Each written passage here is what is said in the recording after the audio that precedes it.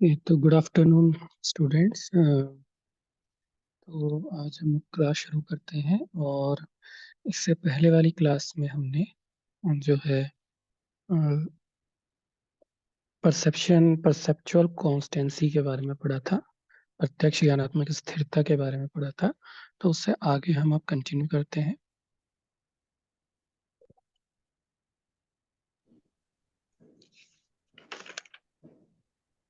Harshita, screen share हो रही है?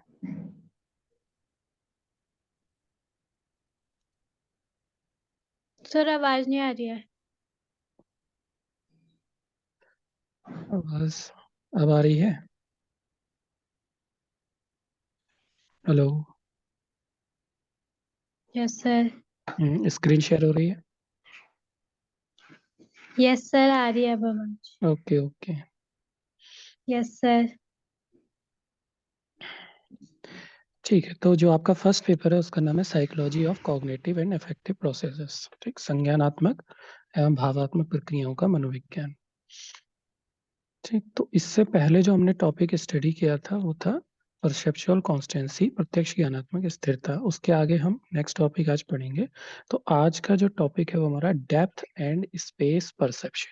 ठीक, देखिए, सबसे पहले मैं यहाँ क्लियर करता हूँ, जितने भी अब टॉपिक परसेप्शन में आएंगे, ठीक, वो इसमें आपको क्या होता है नहीं बताना है। इसमें आपको ये डिस्क्राइब करना है कि ये, हाँ, ये कैसे हो पाता है। ठीक, जैसे प्रत्यक्ष ज्ञानात्मक स्थिरता में तो चलो हम बता सकते हैं कि क्या होता है, और क्या नाम है, हम उसका परसेप्शन कैसे कर पाते हैं ये भी हमने बताया था उसमें। ठीक, और वैसे ही डेप्थ एंड स्पेस मतलब गहराई एवं दूरी का प्रत्यक्षीकरण कैसे कर पाते हैं। ठीक, तो वो आपको बताना। अगर एग्जाम में आता है कि डेप्थ एंड स्पेस परसेप्शन से आप क्या समझते हैं, तो आप, ये तो सबको पता है गहराई और दूरी क्या होता है, ठीक है ना। तो लेकिन हम ये परसेप्शन कर कैसे पाते हैं वो हमें हमें एग्जाम में लिखना होगा या डिस्क्राइब करना होगा। ठीक, तो जब भी डेप्थ एंड स्पेस परसेप्शन की बात आए तो ये नहीं बोलना है कि गहराई और दूरी का प्रत्यक्षण करना ही डेप्थ एंड स्पेस परसेप्शन, ऐसा नहीं है।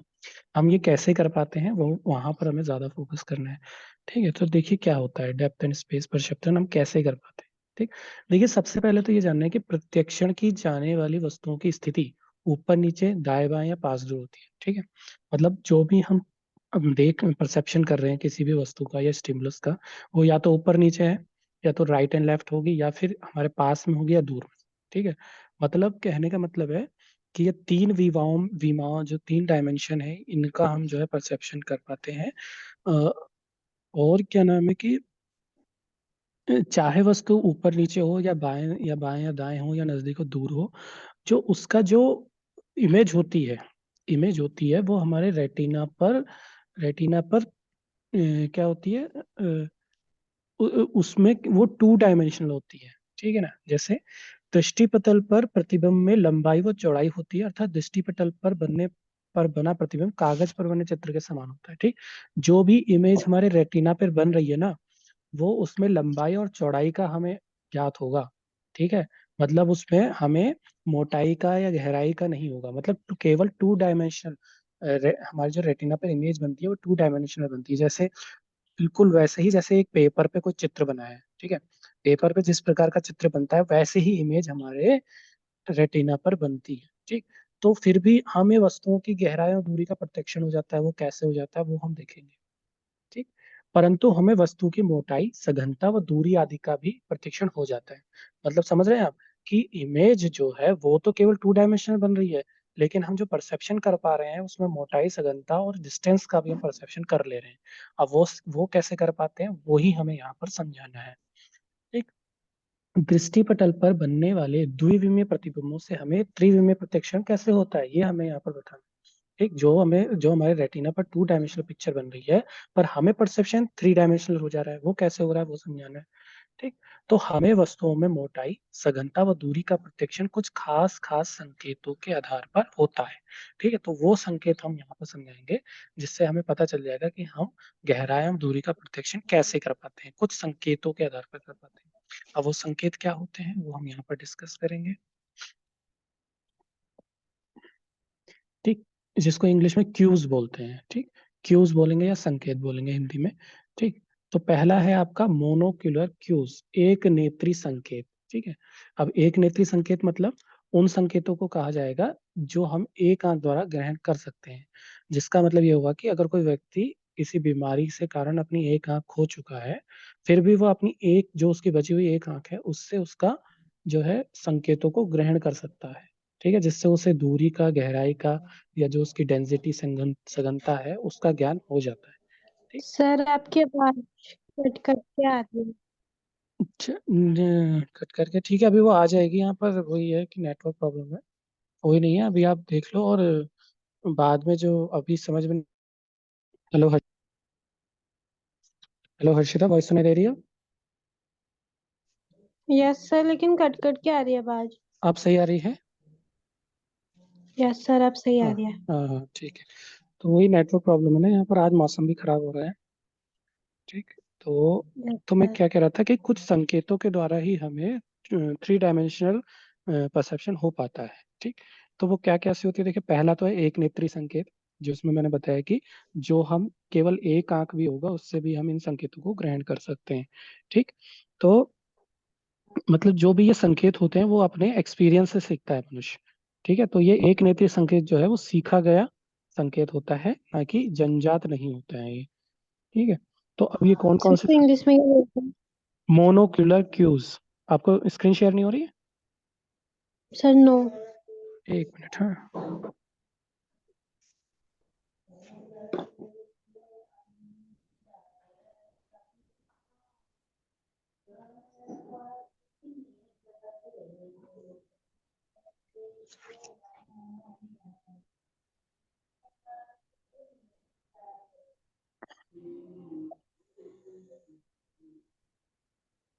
अब हो रही है स्क्रीन शेयर? Yes sir. हाँ। तो जो ये संकेत होता है, पहला होता है मोनोक्यूलर क्यूज, जिसको बोलते हैं एक नेत्री संकेत। ठीक। अब ये क्या क्या होते हैं यहाँ पर हम देखेंगे। तो पहला होता है इंटरपोजिशन और ओवरले, हिंदी में बोलते हैं हस्तक्षेप या आच्छादन। ठीक। अब ये क्या होता है, देखो। जब वस्तुएं एक सीध में रखी रहती हैं, ठीक है, वन लाइन में अगर कुछ वस्तुएं रखी होंगी, और साथ ही साथ वो क्या होती है, ट्रांसपेरेंट होंगी। ठीक है। तो हमें आगे की वस्तु जो है वो पीछे की वस्तु का मतलब मैं जो आगे की वस्तु है वो तो साफ क्लियर दिखाई देगी। ठीक। जो उसके पीछे रखी होंगी उसका कुछ भाग हमें दिखाई देगा। ठीक। तो इसे जो है हस्तक्षेप का संकेत कहा जाता है। मतलब इससे क्या होगा कि जो आगे है सबसे, वो हमें लगेगा कि वो वस्तु हमारे पास, उसकी डिस्टेंस कम है। और जो उसके पीछे रखी रहेंगी और कुछ भाग हमें दिखेगा, तो उससे ज्ञात हो जाएगा कि वो वस्तु हमसे दूर है। ठीक। तो इसे बोलते हैं हस्तक्षेप वाला संकेत। ठीक। तो ये जो है इंसान इसे सीख लेता है। ठीक है, ऑब्वियस सी बात है, अगर एक लाइन में चीजें हैं, ठीक है, और पीछे का कुछ भाग हमें दिख रहा है कुछ वस्तुओं का, और तो हम ऐसा प्रतीक होगा जो साफ, जो क्लियरली दिख रही है वो हम दिखेगा, जो इमेज वो पास में लगेगा, और जो उसके पीछे है और जो का कुछ भाग हमें नहीं दिखेगा वो हम कह सकते हैं कि वो दूर है। ठीक। सेकंड क्लू है हमारा साइज ऑफ रेटिनल इमेज, दृष्टिपटल प्रतिबिंब का आकार। ठीक है। मतलब जो साइज, हम जो इमेज का साइज हमारे रेटिना पर बन रहा है वो भी एक नेत्रीय संकेत है। ठीक। तो जब कोई वस्तु व्यक्ति के नजदीक होगी, नजदीक वाली वस्तु है, तो उसका आकार हमारे जो रेटिना पर बनेगा वो क्या बनेगा, बड़ा बनेगा। ठीक है। और जैसे जैसे वो वस्तु दूर होगी, ठीक है, तो उसका जो उसका इमेज बनेगा वो बनेगा छोटा। ठीक है। तो जो रेटिनल इमेज का साइज है, जो इमेज हमारे रेटिना पे बन रही है उसका साइज जो है, उससे भी हमें पास और दूर का जो है परसेप्शन हो जाता है। ठीक। थर्ड है हमारा लीनियर पर्सपेक्टिव, रेखीय परिदृश्य। ठीक। रेखीय परिदृश्य से तात्पर्य वैसी घटना से होता है जहां समांतर रेखाएं जैसे जैसे दूर होते जाते हैं, ठीक है, जैसे जैसे दूर होते जाते हैं वैसे वैसे वो आपस में, ऐसा हमें प्रतीत होगा कि पास में आ रही है, नजर आती जा रही है। ठीक है। तो इसमें क्या होगा कि जैसा आप एग्जाम्पल भी देखेंगे, आप कभी ट्रेन के पटरियों के सामने अगर खड़े होंगे, ठीक है, तो वो ट्रेन की पटरियां जो है वो पैरेलल होती हैं। ठीक है, वो एक दूसरे के समानांतर होती है, लेकिन जैसे जैसे हम दूर को देखेंगे तो हमें ऐसा प्रतीत होगा कि वो जो ट्रेन की पटरियां हैं, वो आपस में जो है वो मिल रही है। ठीक। तो इससे हमें जो ये रेखीय परिदृश्य है, इससे भी हमें जो है डिस्टेंस का और गहराई का जो प्रत्यक्षीकरण हो पाता है। फोर्थ हमारा है टेक्सचर ग्रेडियंट। जिसे हम बोलते हैं हिंदी में गठन प्रवणता। ठीक है, अब ये क्या होता है? गठन प्रवणता का संकेत एक ऐसा संकेत है जिसमें रेखीय प्रतिदेश तथा आकार दोनों तरह के संकेत सम्मिलित होते हैं। ठीक, गठन से तात्पर्य होता है कि वस्तु एवं उसके आकार में क्रमिक परिवर्तन। ठीक, अब जैसे मान लीजिए कोई छोटे छोटे कण हैं, ठीक है, वो एक बॉक्स में रखे हुए हैं।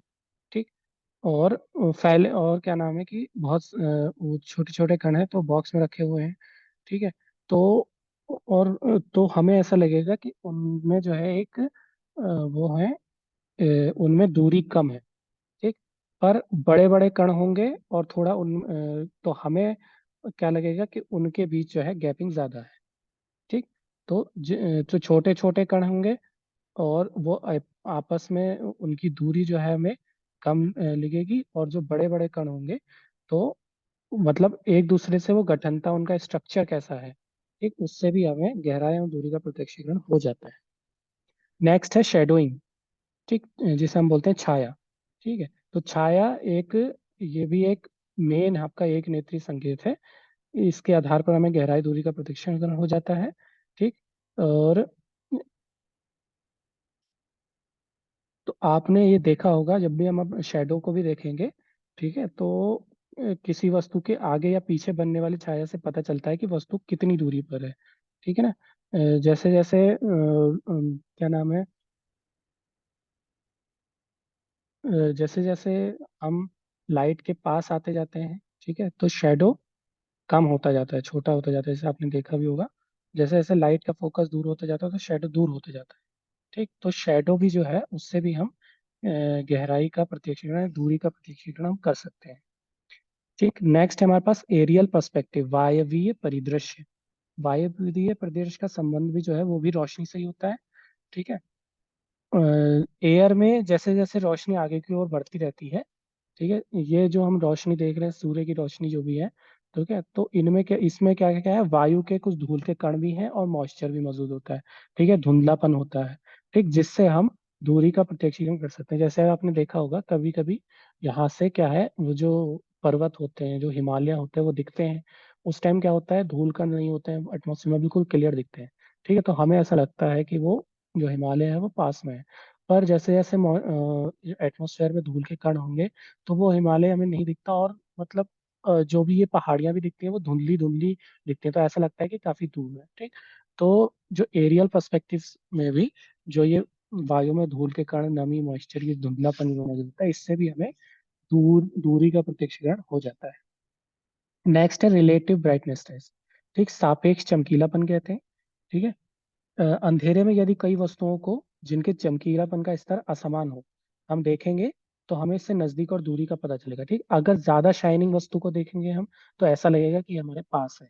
ठीक है, पर कम शाइनिंग वाली वस्तु को देखेंगे तो हमें लगेगा कि ये हमसे दूर है। ठीक, नेक्स्ट है हमारा काइनेटिक डेप्थ क्यू, गतिबोधक गहराई संकेत, हिंदी में बोलते हैं। इस संकेत का संबंध वस्तुओं या दीपकों की गति है, ना कि प्रत्यक्षीकरणकर्ता की गति। ठीक, अगर वस्तु हमें मोशन करती हुई, गति करती हुई दिखेगी, तब हम उसका थर्ड डायमेंशनल परसेप्शन कर सकते हैं। ठीक है, जैसे हमें कई वस्तुएं ठीक है, हम रखी हुई देखें जिनमें मोशन नहीं है, तो हमें ऐसा लगेगा कि केवल लंबाई और चौड़ाई है उसमें। ठीक है, पर अगर वही चीज जो है क्या नाम है, गति करने लगे, तब हम उसकी थर्ड डायमेंशनल जो है उसकी इमेज जो है, वन थ्री विमीय डायमेंशन का हमें पता चलता है।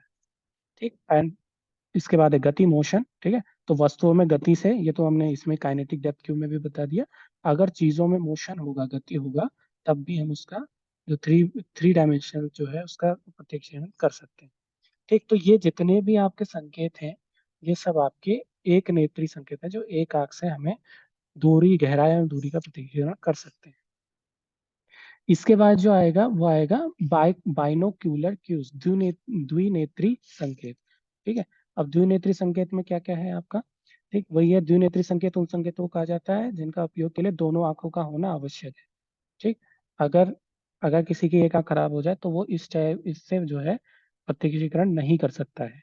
ठीक, जैसे फर्स्ट हमारा है एकोमोडेशन, समायोजन। ठीक, जो हमारे जो आईज में जो क्या नाम होता है, जो लेंस होता है, ठीक है, इसमें एक समायोजन करने की क्षमता होती है। ठीक, आपने देखा भी होगा कि जब हम किसी पास की वस्तुओं को देखते हैं, ठीक है, जब हम नजदीक की वस्तुओं को देखते हैं तो लेंस जो है छोटा हो जाता है, ठीक है, और जब हम किसी दूर की वस्तुओं को देखेंगे तो हमारे लेंस फैल जाएंगे, ठीक है, या अंधेरे में किसी वस्तु को ढूंढेंगे तो हमारा क्या होगा, वो जो लेंस होते हैं वो फैल जाते हैं, ठीक। तो ये एकोमोडेशन, समायोजन द्विनेत्री संकेत में आएगा।